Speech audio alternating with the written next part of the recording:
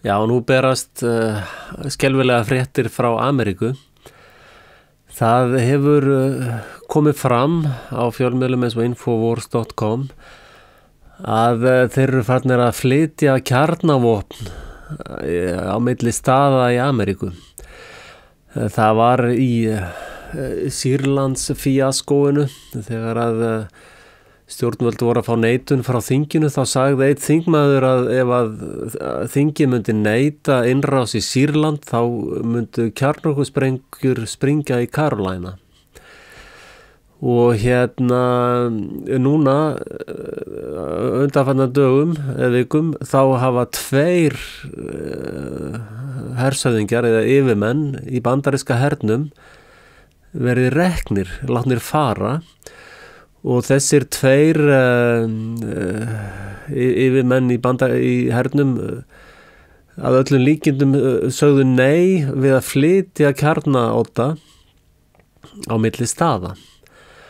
Og þessir 2 hershöfðingjar voru reknir fyrir að óhlýðnast skipunum og inn var settur hershöfðingi frá Pentagon.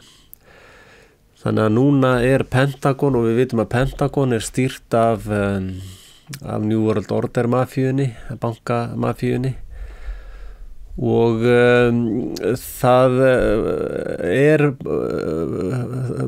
það búið að samsæringar búin að vera að tala það lengi að það annað 9/11 í uppsiglingum, annar falskur fáni.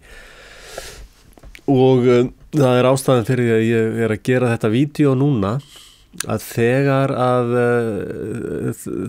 þegar það kemur í fréttunum að kjarnorkusprengja hafi verið sprengt inn í Ameríku, þá vitum við að það falskur fáni. Það eru allar sannanir á borðinu, það þörfin og þrýstingur fyrir, það pólitísk þörf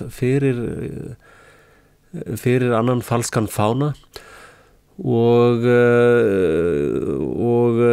til þess að næsti falski fáni virki þá þarf það eiginlega að vera kjarnorkusprengja. Og þegar það gerist þá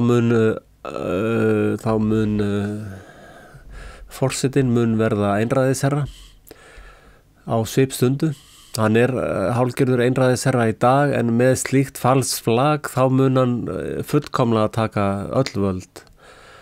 Og þá munu þeir starta útreymingabúðunum sínum, FEMA-kamp kallaði það, og þá munu þeir byrja að taka fólk af lífi skipulega. Þá þetta no-fly list fólki, það verður allt saman, því verður öllu saman slátrað, bara raðað upp og hvort það verður hálshöggvið eða hvernig það verður drepið, það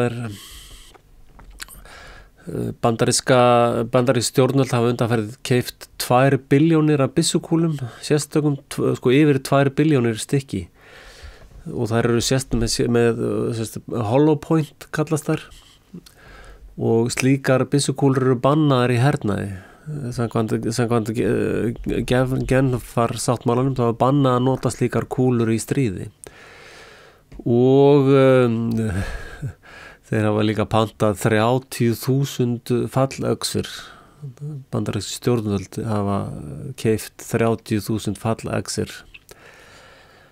Þannig að Bandaríkin eru púðurtunna í dag.